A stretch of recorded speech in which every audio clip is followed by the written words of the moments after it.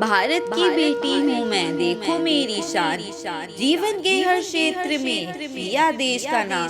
तूफानों से लड़कर ही खुद को सबल बनाया है। अबला नहीं सबला हूँ मैं, कोई रोक न पाया है। ऊंची उड़ान भरकर मैंने सबको ये दिखलाया है। बेटी को तुम कम मत समझो, बेटों सा फर्ज निभाया है। नमस्कार, सत श्री अकाल, आदाब। मैं आपकी अपनी होस्ट और दोस्त दीपशिखा स्वागत करती हूं आपका आपके अपने प्रोग्राम में, जिसका नाम है भारत की बेटी। जी हाँ, भारत की बेटी हमारा एक छोटा सा प्रयास है, एक छोटी सी कोशिश है, जिससे हम बच्चियों को, महिलाओं को सजग कर सकें, उन्हें आत्मनिर्भर बनने का मौका दे सकें। भारत की बेटी के हर एपिसोड में हमारी मुलाकात होती है कुछ ऐसी बच्चियों से, कुछ ऐसी महिलाओं से। हम जानते हैं उनके सफ़र की कहानी, उनके रियल लाइफ एक्सपीरियंसेस, उनकी मोटिवेशनल एक्सपीरियंसेस। कोशिश करते हैं कुछ ऐसे सवालों के जवाब ढूंढने का, कुछ ऐसी दुविधाओं के हल खोजने का, जिनसे प्रेरणा लेकर आप अपने जीवन में एक सही दिशा और सही विकल्प का चुनाव कर सकें। अगर अभी तक भी आपने हमारे चैनल को सब्सक्राइब नहीं किया है तो अभी हमें सब्सक्राइब करें, लाइक करें, शेयर करें और कमेंट कर कर अपने कीमती सुझाव हमसे शेयर ज़रूर करें। जी हाँ, और बेल आइकन को भी प्रेस करना ना भूलिएगा, जिससे आने वाले समय में हमारे प्रोग्राम भारत की बेटी से जुड़े हर नोटिफिकेशन, उसके एपिसोड्स की जानकारी आप तक पहुंचती रहे।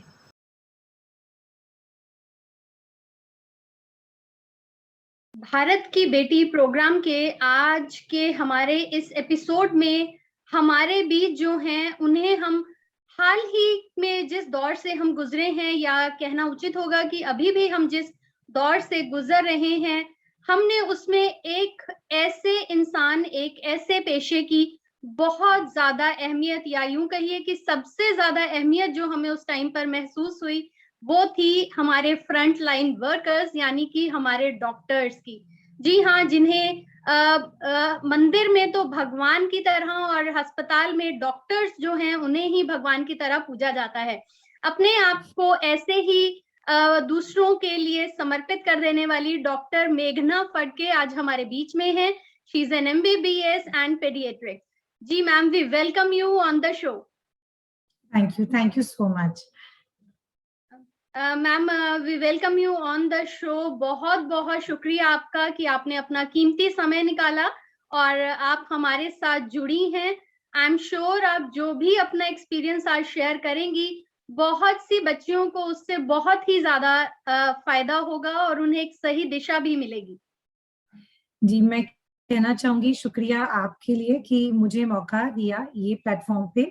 इसका यूनिकनेस मुझे ये लग रहा है कि आप गांव-गांव की बच्चियों तक पहुंचने की कोशिश कर रहे हो, and I think that is fantastic. Because नहीं तो चीजें या कोशिशें होती हैं, पर फिर उसमें थोड़ा दिखावा ज्यादा होता है, किसी चीज के लिए करी जाती है, और जो एक्चुअल नीडी बंदे हैं उनके तक पहुंचती नहीं है। So I'm very, very happy to be on this platform, and I hope my little story would be of some help to others. Definitely ma'am, I believe so. And ये जो ma'am हमारा प्रयास है, ये सिर्फ आप जैसी जो महिलाएं हैं, जिन्होंने समाज में अपने लिए एक मुकाम हासिल किया है और बहुत सी चुनौतियों को स्वीकारते हुए आगे बढ़ी हैं, सिर्फ आप ही के सहयोग से हमारा ये जो प्रयास है, हमें भी उम्मीद है कि हम सही दिशा की ओर बढ़ रहे हैं। जी, सबसे पहले बिल्कुल। सबसे पहले मैं चाहूंगी मैम, आप हमारे दर्शकों को, जैसा मैंने बताया कि आप एमबीबीएस पेडियाट्रिक्स हैं, थोड़ा सा अपने बारे में हमें बताएं। जी, जरूर जरूर। नमस्ते, मेरा नाम डॉक्टर मेघना फड़के सुल्तानिया है, और मैं एमबीबीएस डीएनबी पीडियाट्रिक्स हूँ। मतलब मैं बच्चों की डॉक्टर हूँ, है ना, चाइल्ड स्पेशलिस्ट। बच्चों की उम्र जो है इसमें 0 डेज, मतलब नवजात अर्भक जो होता है, न्यूबॉर्न, उससे लेके 18 साल तक के पेशेंट्स हम देखते हैं। तो ये बेसिकली मैं कहूंगी कि देश की कोई भी कंट्री की जो बेसिक है, छोटे बच्चे जो आगे का जनरेशन है, एडोलेसेंट जो आगे के कमाने वाले या भारत को बनाने वाले जनरेशन है, उनका थोड़ा बहुत ख्याल रखने की कोशिश हमारे हाथ में है। जैसा कि दीपशिखा जी ने कहा, डेफिनेटली हम लोग फ्रंटलाइन वर्कर्स रहे हैं। मैं मुझसे भी ज्यादा रेस्पिरेटरी के डॉक्टर्स और मेडिसिन क्रिटिकल केयर के doctors for last 2 years all over the world. पर हाँ, हम लोग भी इंसान हैं और हम लोग भगवान नहीं है। बस हमारा कोशिश और समर्पण की जो भावना होती है वो ये है कि पेशेंट को सबसे ज्यादा बेनिफिट मिले। तो मैं यही कहूंगी, आप इंसान को इंसान की नजर से ही देखिए, तो उससे ज्यादा नजदीकियां बढ़ती हैं। This is what I would put it in that way. So मेरा बेसिक एक्सपीरियंस जो है 10 साल का है इस फील्ड में, और डिलीवरीज जब होती हैं उस टाइम पे हमारी जरूरत होती है। आजकल प्री टर्म डिलीवरीज बहुत ज्यादा दिखाई देती है compare to 20 years back. And metro cities में ही नहीं, गांव-गांव में ही थोड़े से जल्दी बच्चे पैदा होते हुए दिखे जाते हैं। बोला जाता है कि वे 32 हफ्ते का बच्चा है, 34 हफ्ते का बच्चा है। तो ऐसे केसेस में हमारी जरूरत पीडियाट्रिशियन न्यूनेटोलॉजिस्ट की जरूरत सबसे ज्यादा होती है। इसके अलावा मेरा स्पेशल इंटरेस्ट रहा है एडोलेसेंट मेडिसिन या इन्फेक्शंस, फीवर, रेस्पिरेटरी प्रॉब्लम्स, ये मेरा बेसिक इंटरेस्ट है। एंड सोशल एस्पेक्ट जो बच्चों का है, ग्रोथ एंड डेवलपमेंट का, वो मेरा सबसे चहीता टॉपिक है, क्योंकि उसमें अभी आजकल even your screen time exposure, बच्चों की डेवलपमेंट को हैम्पर करने वाली चीजें या एडिक्शंस, ये सारा आता है। तो शुरुआती दौर में हम बच्चों की टेम्परामेंट कैसे समझें, और एज अ पेरेंट्स हमारे पास क्या ओपन माइंडेडनेस होना चाहिए उस चीज के लिए, all that thing is my interesting topic for me, I would put it that way. Ma'am, आपने कहा कि इंसान का दर्जा ही दिया जाए, भगवान नहीं, क्योंकि मैं खुद भी एक 9 साल की बच्ची की माँ हूँ। तो जब मेरा बच्चा जरा सा भी बीमार होता है, तो मुझे, जब मैं उसको डॉक्टर के पास लेके जाती हूँ, तो मुझे बस ये उम्मीद होती है कि शायद मैंने वहां पैर रखूंगी और मेरा बच्चा जो है वो हो जाएगा, because this psychological thing it plays. और ये सही बात। यकीन मानिए, ये होता भी है। तो मैं इसीलिए मैं जी समझ जरूर। सकती हूँ कि जो भी आप काम कर रही हैं माता पिता के लिए, वो कितना सुकून देने वाला, और हाँ हमारी जी, बहुत बहुत वेल विशेस आपके साथ हैं। जी बिल्कुल। काउंसलिंग मैं यहाँ पे कहना चाहूंगी, हर डॉक्टर का, पीडियाट्रिक्स में तो स्पेशली काउंसलिंग हमारा सबसे इम्पोर्टेंट टॉपिक होता है, क्योंकि कई बार माता पिता इस माइंड सेट में ही नहीं होते हैं कि उनको उस टाइम समझ आए।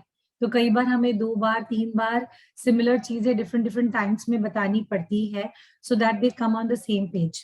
दिस ऑल हैपेंस, बट हाँ, साइकोलॉजी एंड इमोशनैलिटी बहुत इन्वॉल्व होती है बच्चों के रिलेशन में, और बच्चों की प्रॉब्लम्स भी बहुत वेरिएबल होती है, क्योंकि एक तो वो प्रॉब्लम्स बोल नहीं पाते, तो वो दूसरा बंदा समझ नहीं पाता।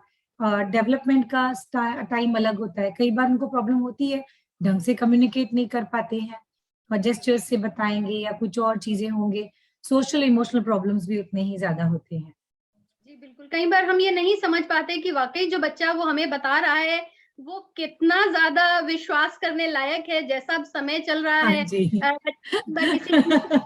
किसी भी इस चीज को बोलते हैं, पर मैंने जो अपने एक्सपीरियंस से सीखा वो यही कि बच्चों की कोई भी चीज है, आप उसको नेग्लेक्ट नहीं कर सकते। So hats absolutely. Off to you ma'am, जो भी आप कर रही हैं, योगदान है आपका। मैम, इसकी शुरुआत, जैसे आप इस पेशे पेडियाट्रिक्स ही आपने ये लाइन चुनी, या डॉक्टरी की मैं बात करूं, तो इसकी शुरुआत जो है वो कैसे हुई? क्या आपका सपना था? कौन इसके लिए आपकी मोटिवेशन रहा? मोटिवेशन तो मैं कहूंगी स्कूल टीचर्स, बायोलॉजी जो है विज्ञान में, जैसे फिजिक्स भी आता है, केमिस्ट्री भी आता है, बायोलॉजी आता है। बायोलॉजी फिर चाहे प्लांट बायोलॉजी हो, ह्यूमन बायोलॉजी या एनिमल, तो ये मेरा सबसे फेवरेट सब्जेक्ट रहा है, सबसे फेवरेट, सबसे इंटरेस्टिंग। तो हमेशा इसमें क्वेश्चंस होते हैं, और जैसे जैसे एज अ बेबी हम ग्रो होते हैं, हमें हमारे बॉडी के ऊपर बहुत क्वेश्चनिंग होती है कि ऐसा क्यों है, ये ऐसा क्यों है।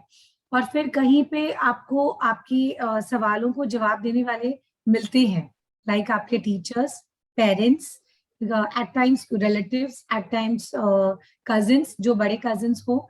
एंड वहां से आपकी दिमाग की शुरुआत हो जाती है कि नहीं, ये इंटरेस्टिंग है, ये बहुत ज्यादा इंटरेस्टिंग है।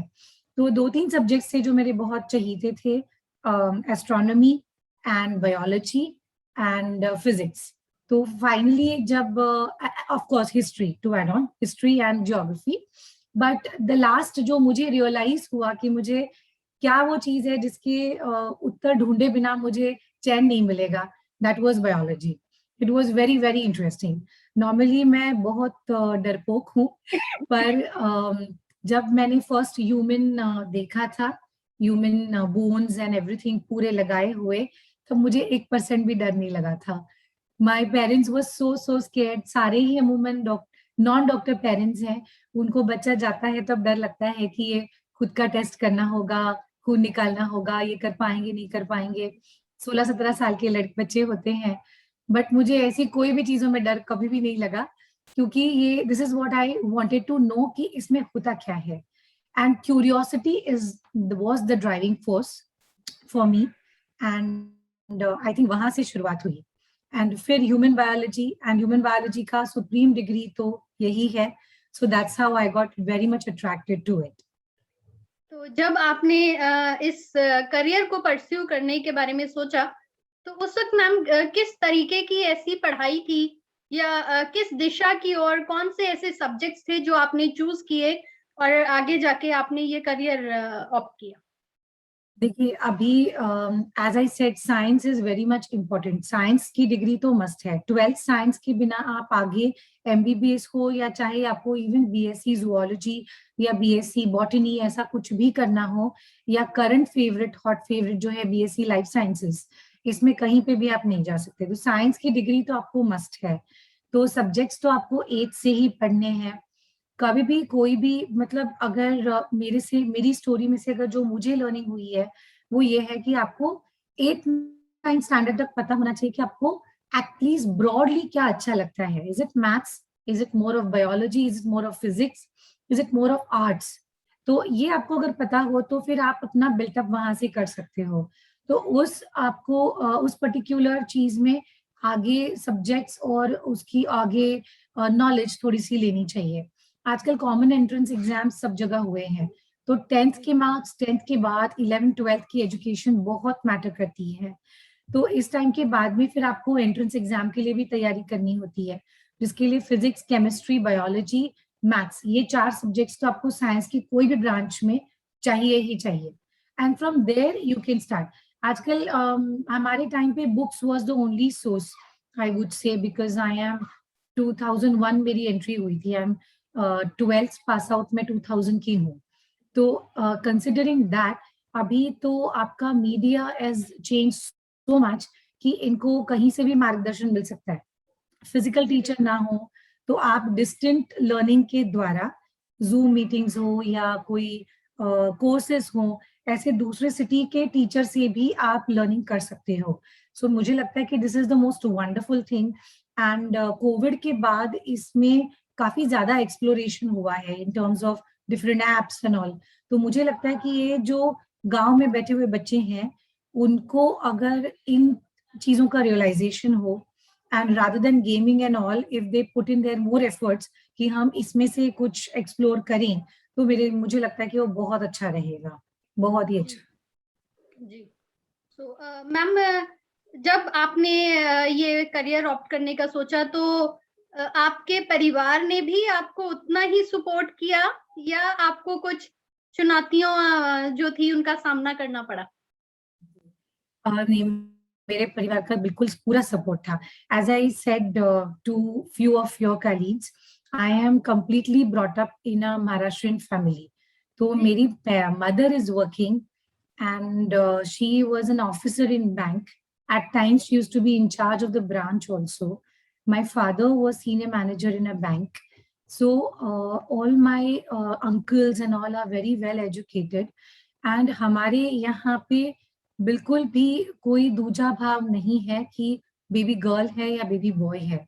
बट हमें कंप्लीट अवेयरनेस है, क्योंकि महाराष्ट्र में भी कई गांवों में, हम छोटे थे जब, बहुत ही रिमोट प्लेसेस हैं जहाँ पे एक आधी स्कूल हो, कभी जाते थे तो माइंडसेट वैसा सा रहता था। बट मेरे फॉर्चुनेटली मेरी फैमिली में तो ये मतलब क्वेश्चन ही नहीं है मतलब ये इस तरह का question is like a big question for me कि ऐसा हो सकता है। मतलब अभी मुझे ऐसा नहीं लगता, बट उस टाइम पे 15-16 साल की उम्र में अगर किसी ने मुझे ये पूछा होता तो it would have been a very foreign thing for me कि ऐसा क्या प्रॉब्लम है, क्यों नहीं सपोर्ट करेंगे। तो it was never like that, never. In fact my mother and father have supported me in sometimes जब मुझे लगा था कि मैं ये ब्रांच ले पाऊंगी, फिर मैं नहीं ले पाई। ऐसे भी किस्से हुए हैं मेरे साथ में, and they have supported me fully through out. सिर्फ एक ही चीज हमें शुरुआत से बताई हुई थी, that you have to be independent financially also and otherwise also, and you should be taking responsibility first about yourself, and you should make yourself at least that much कि आप अपने से छोटे या नीडी लोगों की, फैमिली के हो भले, उनकी रिस्पॉन्सिबिलिटी ले सकें। तो ये सबसे जरूरी बात थी। मतलब शादी तो है ही, पर शादी के अलावा आपको अपना एक वजूद निर्माण करना बहुत जरूरी है, और आपको एक समाज का अच्छा सिटीजन बनना बहुत जरूरी है। These were the two things which were told to us, and I am very fortunate to have my parents with that mindset. क्योंकि मैं और मेरी बहन, we are two sisters, we don't have a real brother, तो हमें वो चीज भी कभी महसूस नहीं हुई कि हमें रियल ब्रदर चाहिए। Of course I have lots and lots of cousin brothers also, and तो मैंने ये कभी कंपैरिजन देखी नहीं है। तो मैं सबको यही कहूंगी कि कोई भी बेटी हो, पेरेंट्स को स्पेशली, आपकी अपनी हो, चाहे कई बार ऐसा होता है कि आपके पास कोई एजुकेशन के लिए बच्चा आपके घर में रहता है, कई बार ऐसा होता है, तो उसमें बेटी और बेटे का फर्क नहीं करो, उनको सही दिशा करो। गलती दोनों में से कोई भी करता है, ऐसा नहीं है कि भाई लड़कियां ही हैं तो भाई इनको बाहर भेजेंगे, फिर ये मतलब कोई और चीजों में लग जाएंगी, ऐसा कुछ नहीं है, या इनके साथ कोई और कुछ करेगा। आपको, एज आई सेड, कि खुद का वजूद निर्माण करना, आसपास क्या चल रहा है उसका ज्ञान होना, मतलब समाज और समय के साथ चलना, और खुद की रिस्पॉन्सिबिलिटी लेना। जैसे हम लोगों का वहां पे बॉम्बे में ट्रेन ट्रैवल होता है, तो ऐसा नहीं कि हर जगह आपको हर कोई छोड़ने और लेने आएगा। No, you have to do certain things on your own. कोई वीक होता है, कोई कराटे चैंपियन होता है, कोई नहीं भी होता है, तो आपको अपनी चीज है, खुद का रिस्पॉन्सिबिलिटी लेने आना ही चाहिए। तो फिर आप अचानक से जब एक्सपोज होते हो तब आपको डर नहीं लगता। आप अचानक से अकेले रहते हो, मैं भी हॉस्टल में ही रही हूँ, तो आपको पता है अपनी चीजों को कैसे संभालना है, क्या करना है, क्या नहीं करना है। तो एक चौथी चीज और मुझे लगती है जो मैं पेरेंट्स को कहना चाहूंगी, आप बेटियों को इक्वल वजूद दो, इक्वल तवज्जो दो, और अपने बच्चों को हाथ में लाके चीजें कभी मत दो।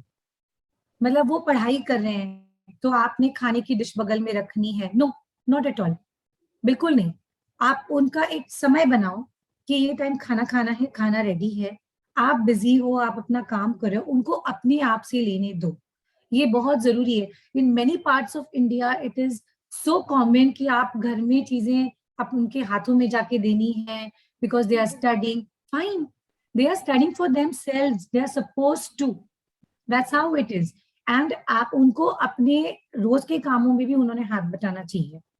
लाइक ऐसा नहीं है कि अब बेटी पढ़ने लगी है, because that is another aspect, I don't know if you are aware about it, जो मैंने यहाँ पे देखा है कि जिनकी बेटियां पढ़ने लगी हैं वो फिर बाकी के काम ही नहीं करती बिकॉज दे आर स्टडिंग। तो ऐसा नहीं होना चाहिए। फिर इवन बेटा, छोटा छोटा काम है घर का, सब लोगों ने शेयरिंग लेना चाहिए। It's called division of labour. उनके हिसाब से, उम्र के हिसाब से घर का भी काम थोड़ा सा लेना है, अपनी पढ़ाई भी करनी है, मम्मी के साथ भी हाथ बटाना है। मम्मी घर पे है इसका मतलब कुछ भी करो मम्मी के साथ, no, nothing of that sort. तो ये सब चीजें मुझे लगता है बहुत मायने रखती हैं एज ए इंडिविजुअल पर्सनैलिटी आपकी बनने में। फिर आप हॉस्टल में जाते हो, आपको कुछ आ नहीं रहा खाना बनाना, you are dependent on something और दी अदर। ऐसा नहीं, अभी कोरोना में हमने देखा कितने सारे शेफ्स बनने लगे हैं, ये पहले भी बन सकते थे, मुश्किल नहीं था। तो सिंपल चीज है, दही जमाना है, ये जमाना है, इतना छोटा मोटा तो आना चाहिए। तो मुझे लगता है कि एक होलिस्टिक एस्पेक्ट जो हम मेडिसिन में यूज करते हैं वर्ड फॉर अ पेशेंट, तो बच्चों की एक होलिस्टिक पर्सनालिटी बनना बहुत जरूरी है। और उसमें फ्रीडम मतलब हैबिट्स का फ्रीडम नहीं है, फ्रीडम मतलब सिर्फ हस्बैंड चूज करने का फ्रीडम नहीं है, इट्स कम्स विथ रिस्पॉन्सिबिलिटी। ये चीज भी बच्चों ने समझ के लेनी है। This is what I really feel. जी बिल्कुल। और जो भी आपने ये बात कही है, ये वाकई आजकल का जो टाइम चल रहा है उस हिसाब से अगर हम इन्हें अप्लाई करें, अपनी एक्चुअल लाइफ में हम इन्हें अप्लाई करते हैं, तो डेफिनेटली बच्चों का जो भविष्य है वो शायद अंधकार में नहीं होगा, और कहीं ना कहीं बच्चे जो है हम उन्हें स्वावलंबी बना रहे हैं, इंडिपेंडेंट बना रहे हैं, वो हम उनके लिए ही आसान रास्ता जो है उसकी नींव रख रहे हैं।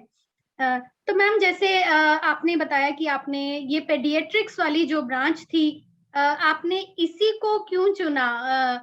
कुछ और, या इसमें आपका इंटरेस्ट था, या बच्चों के साथ आपका जो लगाव है उसको देखते हुए आपने इसको आगे परस्यू किया? आप कुछ कुछ ऐसा कह सकते हैं। शुरुआत में मुझे पीडियाट्रिक्स ही करना था, एंड उसके लिए सबसे बड़ा कंट्रीब्यूशन मैं कहूंगी कि मेरा MBBS doctor D Y Patil university से हुआ है पिंपरी में। वहाँ का पीडियाट्रिक डिपार्टमेंट जो है वो सबसे बड़ा कारण है। इट्स वंडरफुल टीचर्स एंड इतने फैमिली, मतलब जैसे एंटर करेंगे तो हमें लगता था कि ये हमारे फैमिली मेंबर्स हैं। मतलब उनको हमारी एज अ स्टूडेंट, मेरे एजुकेशन की, अंडरस्टैंडिंग की इतनी ज्यादा उनको चिंता होती थी, तो वी नेवर फेल्ट।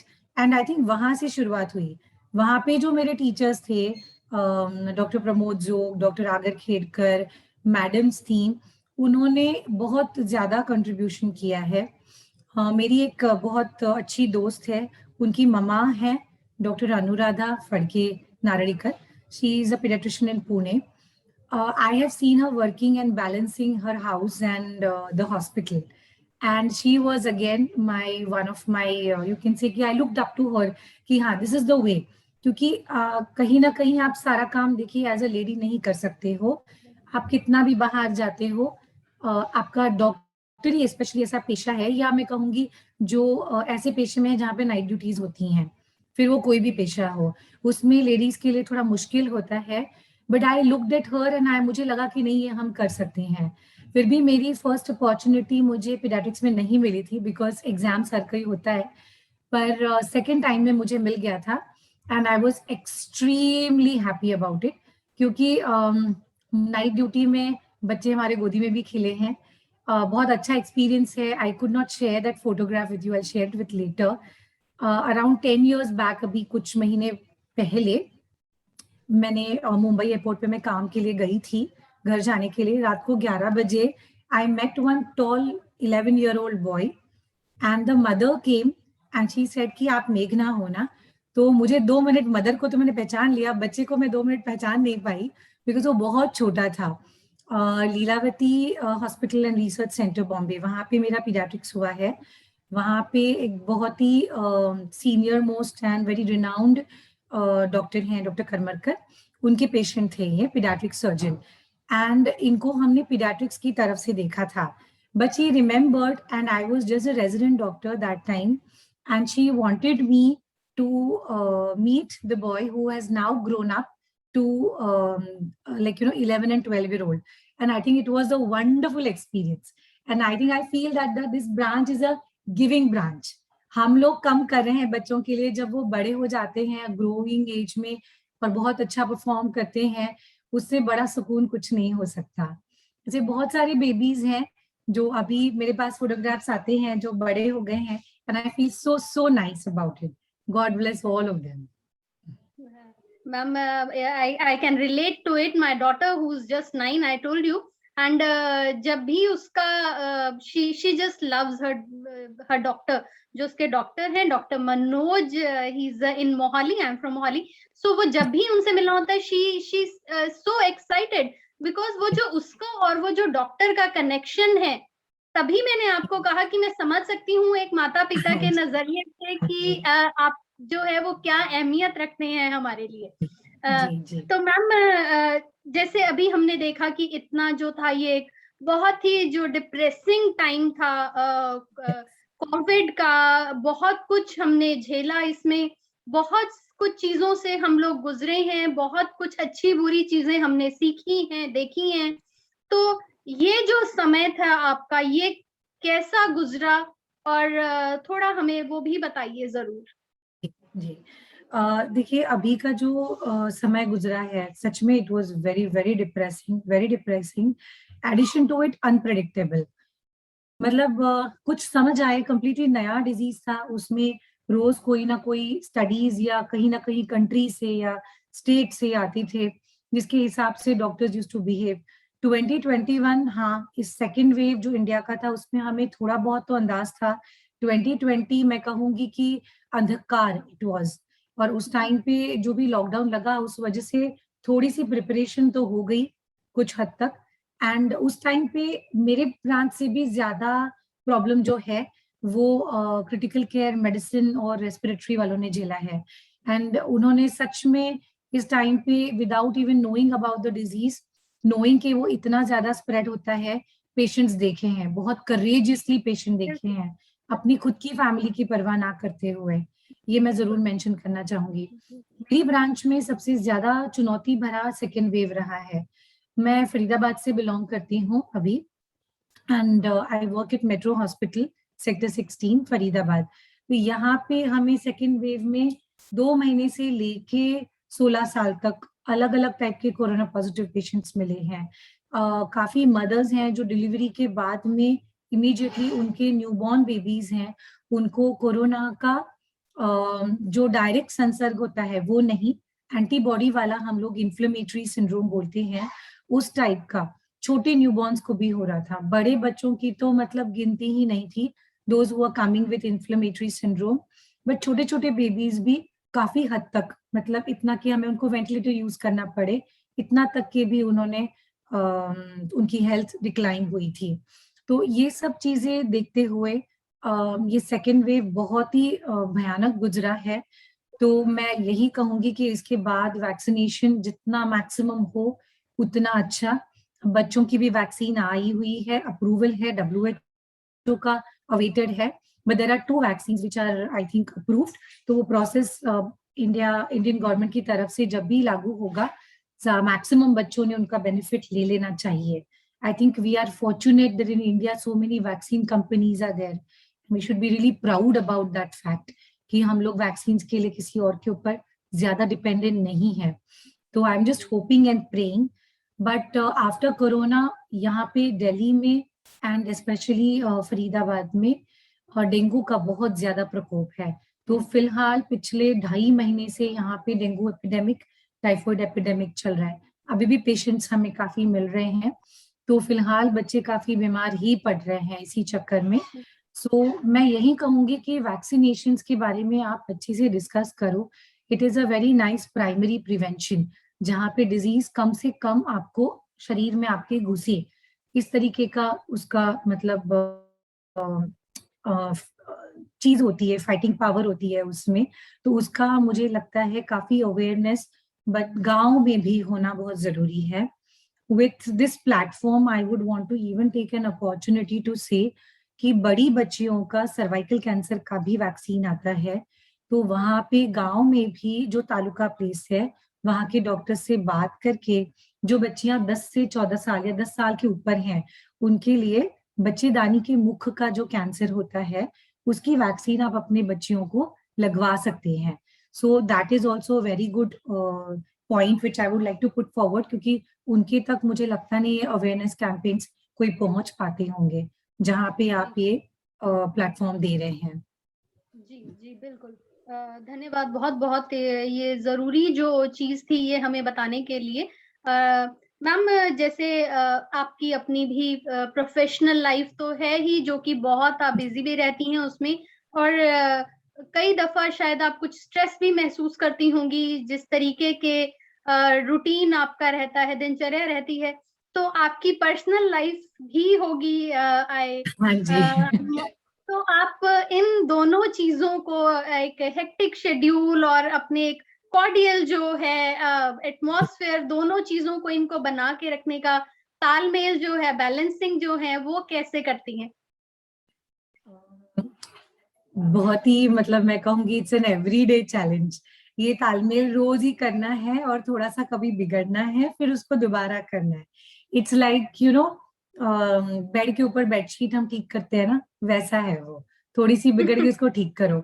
तो it's a daily thing and इससे डर के मैं पेरेंट्स से कहूंगी कि ऐसा कभी मत कीजिए कि भाई हम अपनी बेटियों को नहीं, उनको तो घर संभालना है, नहीं, जरूर घर संभालना है। और मैं ये भी कहूंगी कि आजकल बॉयज के पेरेंट्स का माइंडसेट भी चेंज होता है। तो वर्क लाइफ बैलेंस जो है, work in personal life, bachelor state में तो बिल्कुल आसानी से कोई भी कर लेता है। सबसे बड़ा चैलेंजिंग होता है कि जब आप अपनी फैमिली स्टार्ट करते हो, फिर as a only as a husband wife हो या husband wife kid, both things are challenging equally. I am fortunate enough to have extremely supportive husband, extremely supportive, क्योंकि मुझे नाइट में डिलीवरीज के लिए भी जाना वगैरह पड़ता था। तो whenever he used to be available at night, बच्चे का भी वो ख्याल रखते थे। I have extremely supportive in laws, क्योंकि हेक्टिक स्केड्यूल है, तो उनकी तरफ से मुझे फुल कंट्रीब्यूशन मिलती है कि मेरी बेटी अभी 7.5-8 साल की है, उसका स्कूलिंग एटलीस्ट अभी ऑनलाइन स्कूल है, सबको पता है ही कि वो दूसरा कुछ काम ना कर रही हो, एग्जैक्ट कंसंट्रेशन चल रहा है नहीं चल रहा है, जो मैं बता के जा रही हूँ हो रहा है नहीं हो रहा है, बच्चे का न्यूट्रिशन पार्ट जो भी है हम डिसाइड करते हैं, दैट ऑल इज हैपनिंग। सो मुझे लगता है कि simple way for it is कि एक हमें थोड़ा काम एंड कूल रखना पड़ता है। कई बार मैं नहीं रख पाती हूँ, to be frank with me and frank with you, कि ऐसा हम बोले कि हाँ जी ये सब ठीक है, मैं बिल्कुल अच्छे से काम रहती हूँ। It is not possible, we have to be very practical कि हम लोग काम एंड कूल रहने की कोशिश करेंगे। 10% कहीं ना कहीं वो नहीं हो पाएगा, बट म्यूचुअल रिस्पेक्ट है ना, एंड सपोर्ट सिस्टम, ये दो चीजें हैं कि आपके पास जो सपोर्ट सिस्टम है उसको नहीं है तो उसको बनाओ, और अगर है तो आपस में म्यूचुअल रिस्पेक्ट रखो, एक दूसरे का ख्याल रखो, तो अपने आप चार काम हो जाते हैं। और आपकी जरूरतें हैं उनको आप शुरू से ही पट पे रखो, तो सामने वाले इंसान को भी पता रहता है कि भाई इनके दिन ऐसे जाएंगे, तो ये हमें थोड़ा बहुत करना पड़ेगा। And whenever it is possible, आप अपना कंट्रीब्यूशन कंप्लीटली देते रहो, एक रूटीन बनाओ and follow it, that's how we can do. जी मैम, मैं आपसे थोड़ा ये भी पूछना चाहूंगी, जैसे अब समय जो है वो बहुत ही चुनौतीपूर्ण समय है। बच्चियों को लेकर हम बात करें या समाज में महिलाओं को लेकर बात करें, कि कहीं ना कहीं जैसे अगर बात करी हमने कि अगर माता पिता जो हैं वो इस प्रोफेशन में है, डॉक्टर्स के प्रोफेशन में है, तो वो चाहते हैं कि हमारी जो बच्चे हैं वो भी इसी पेशे को जो है अपनाएं। तो या बच्चे जो है कुछ हटकर करना चाहिए, जैसे आप बहुत फॉर्चुनेट रहा कि आपको आपके पेरेंट्स का सपोर्ट मिला, लेकिन कई बच्चियां जो हैं शायद वो उतनी फॉर्चुनेट नहीं होती। तो ऐसे पेरेंट्स और ऐसी बच्चियों के लिए जो कि इन चीजों से या इस सिनेरियो से गुजर रही हैं, उनके लिए आप क्या मैसेज देना चाहेंगी? मेरा मैसेज ये रहेगा, अपना लक्ष्य निश्चित करो, है ना। हमेशा कोई भी लेडी है, कोई भी गर्ल है, उसका सबसे पहला गोल होना चाहिए कि she is complete in her self, आप अपने आप में संपूर्ण हो, है ना। आप किसी की माता बन सकते हो, आप इतने सारे रोल्स निभा सकते हो, तो पहली बात तो आप अपने आप में संपूर्ण हो, और आपको फाइनेंशियली इंडिपेंडेंट होना बहुत जरूरी है। आगे की लाइफ है, पहले के जमाने में होता था कि वो दूसरे घर चली जाएगी, फिर वो लोग उनकी उसकी जिम्मेदारी लेंगे। आजकल चुनौतियां अलग हैं, जमाना बदल रहा है, चीजें अलग हैं, चैलेंजेस अलग हैं। तो हमेशा रखो, अपना गोल निश्चित करो, आप उसके लिए कड़ी मेहनत करो, है ना।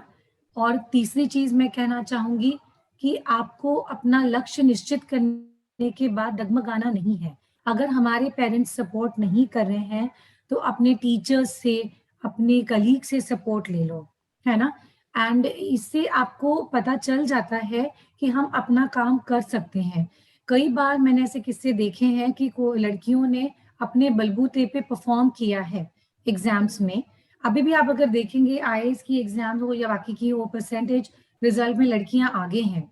तो उसके बाद आपको अपनी इच्छा है ना, उसको परस्यू करना है, किसी के लिए उस चीज इच्छा को छोड़ना नहीं है। तो आप परस्यू करेंगे, परसिवियरेंस रखेंगे, तो वो जरूर होगा।